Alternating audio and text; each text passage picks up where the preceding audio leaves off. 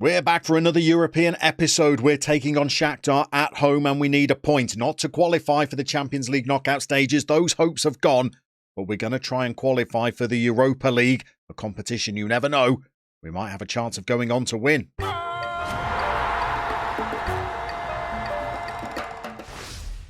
But I think we need to start in the data hub. In our last episode, we asked you, the viewers, to give us some advice on how we should be tweaking our tactics in order to get the best out of our team. And many people said, well, why don't you look in the data hub for clues as to where your team is underperforming and where changes need to be made? The only trouble is, I don't ever go in the data hub. There, I said it. I'm sure that will make me a pariah in the FM community.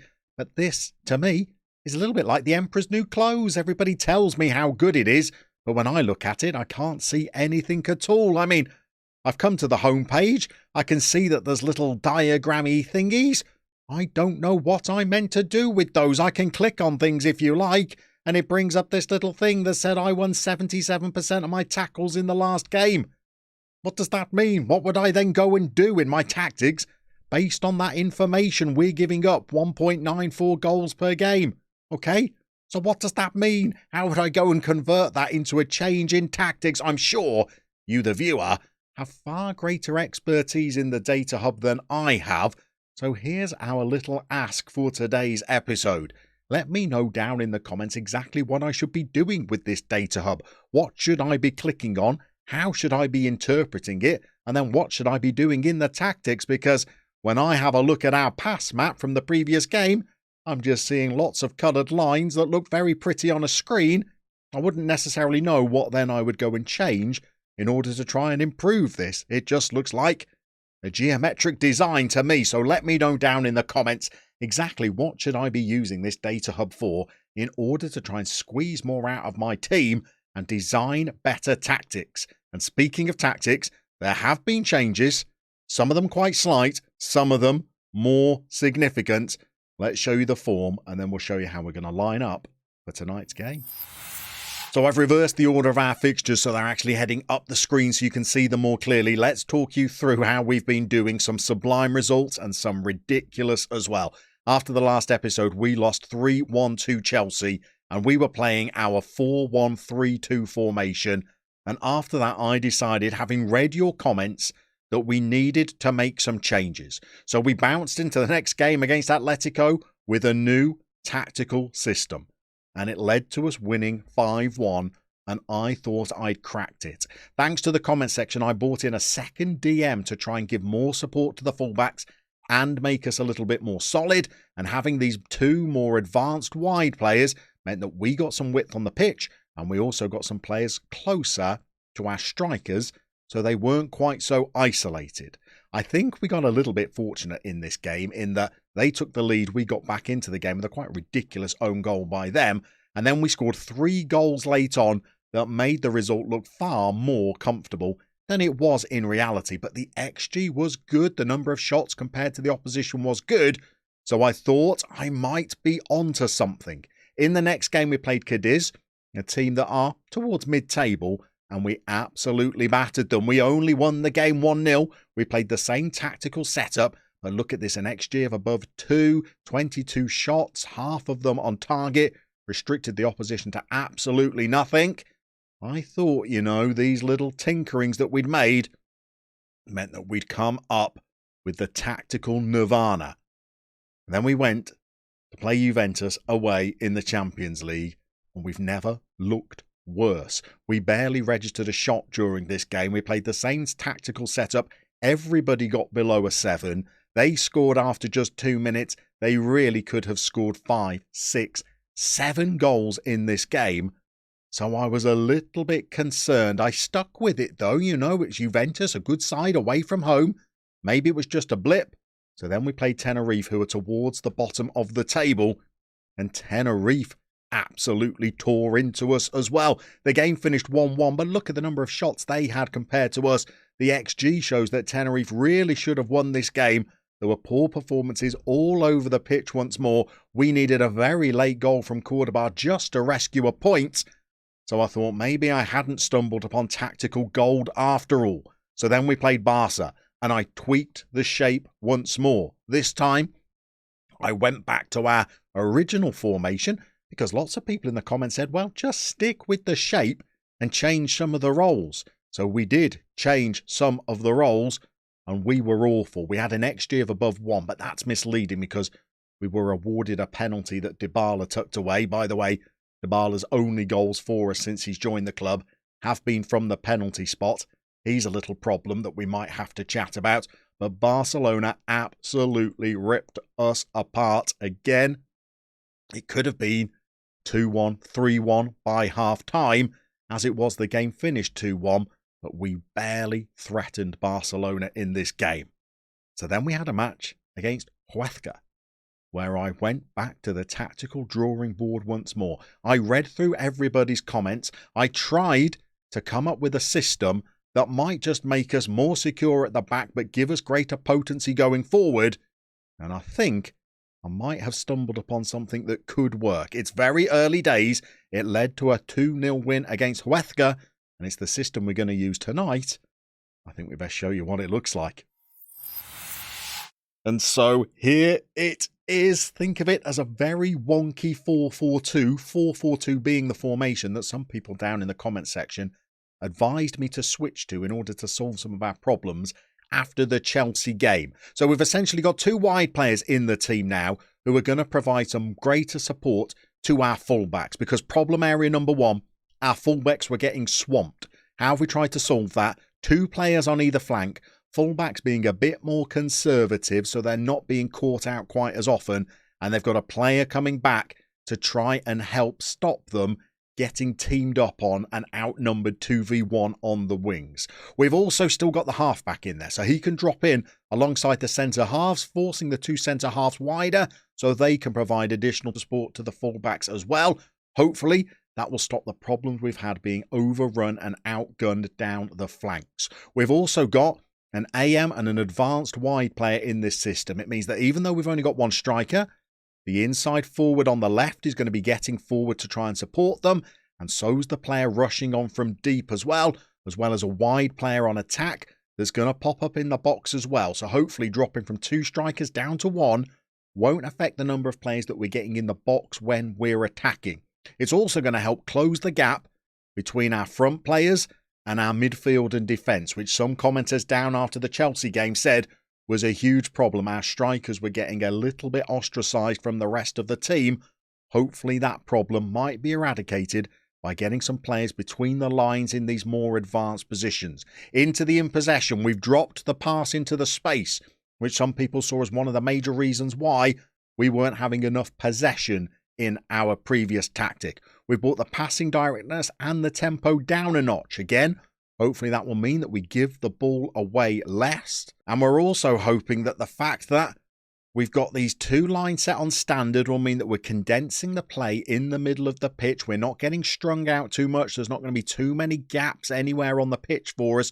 We've got coverage in all areas of the field. So hopefully this might give us a little bit more balanced of a tactic. It's very early days. It looked great against Huesca. In fact, it really tore them apart.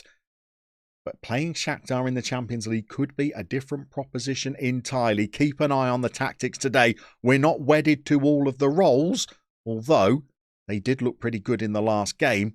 You can always drop your suggestions for how you might tweak or change this tactic down in the comment section. Have a good think whilst we're watching the game. Let's get out there against Shakhtar. A point is all we need to qualify for the knockout stages of the Europa League. Let's see if we can get out there and get the job done.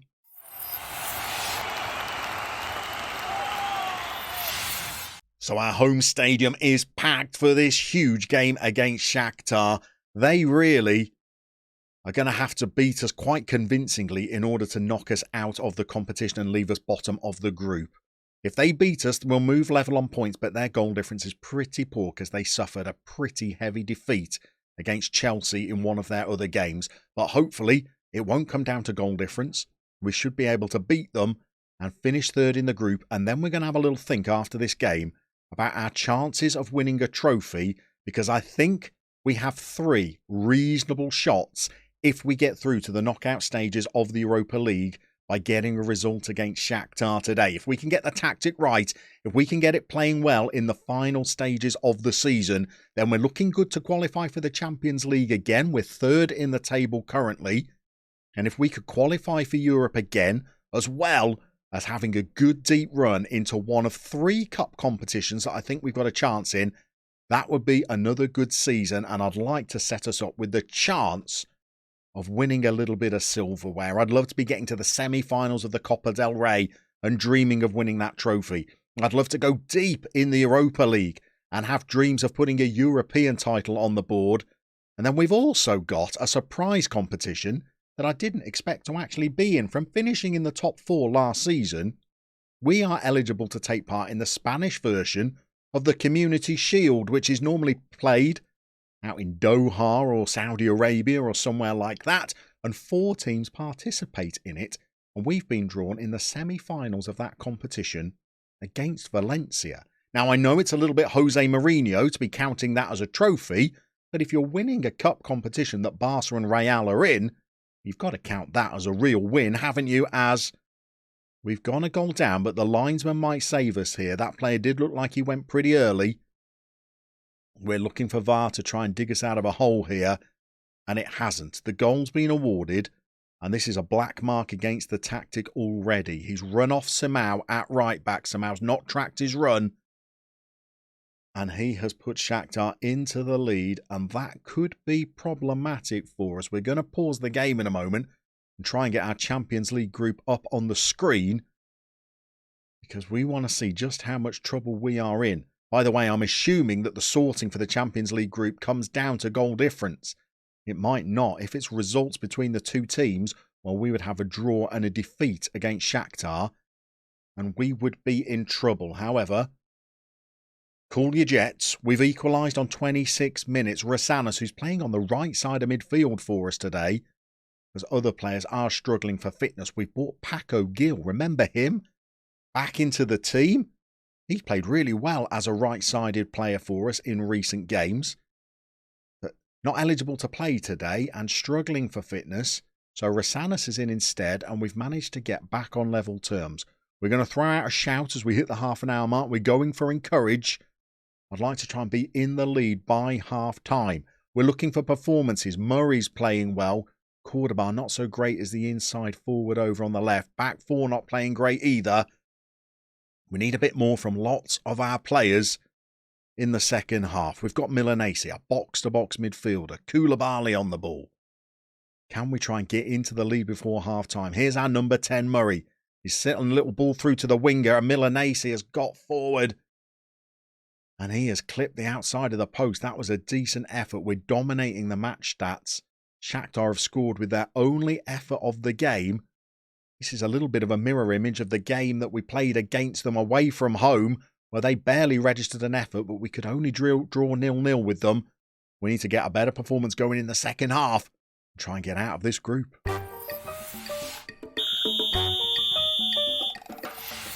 So before too long, I think we might need some changes of personnel out on the pitch. I've just gone with a change of role for one of our players for the start of this second half. I've changed our striker, McCombs, playing pretty poorly, from being a deep line forward, which I thought might help him link up with the midfielders a little bit more.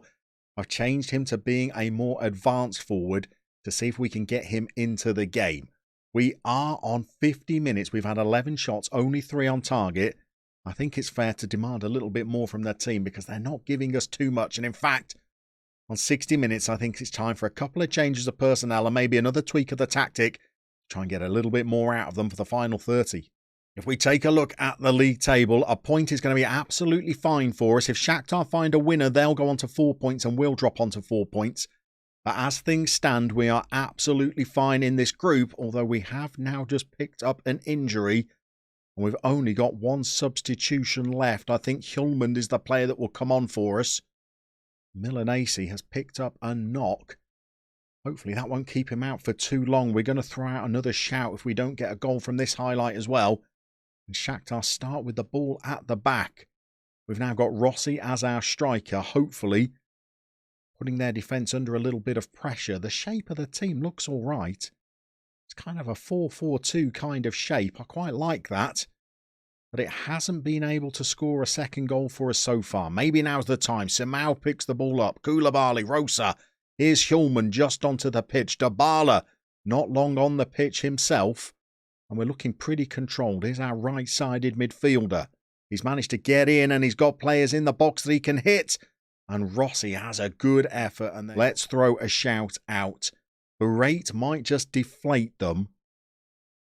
Do you know what? We're going to go for encourage and see whether we can get them to try and find a winner in the last 10 minutes of the game. I think we're definitely looking more solid in this shape, but we're not really attacking with the potency and the clinical edge that I would like. Could we at least get a late winner? It's not like Shakhtar are a bad team, by the way. They may be bottom of this group, but they've got plenty of players valued over 20, 30 million pounds. So it's not like we're playing a team of has-beens here. But we've not been able to find a winner against them. We're into stoppage time. There's 5 minutes of it. We're only a minute and a half in. So this looks like a proper highlight. And a goal for them could spell trouble. But Barossi is equal to the task. He's held on to the ball. And we should be able to see out this game. We're up to the end of stoppage time now. We've got 5 seconds left of the game. A point is going to be enough. Maybe we just go and lick our wounds, tweak our tactic based on your thoughts. Maybe hit the data hub after you've told us how on earth we're meant to use it. And see whether we need to make some little changes to how we're setting up. But I think we are through to the knockout stages of the Europa League. Are we going to sympathise with that? I'm not sure we are. I'm going to say we should have won the game and they didn't really perform as we would have liked. Let's just check out the table and see when the draw for the knockout stages of the Europa League is going to be taking place. So we have indeed qualified for the knockout stages of the Europa League. We don't need to wait too long for the draw either. That's going to take place in just a few games' time. And we've got other big games on the horizon as well. That Supercopa against Valencia could well be the game that we come back for. And by then we will know who we're going to be taking on all the way forward in February in the Europa League knockout stages. Let us know down in the comments how you'd advise us to use the data hub as well as changes you might make to our new tactical lineup. We're going to see you soon for another game of Beg, Borrow, Steal.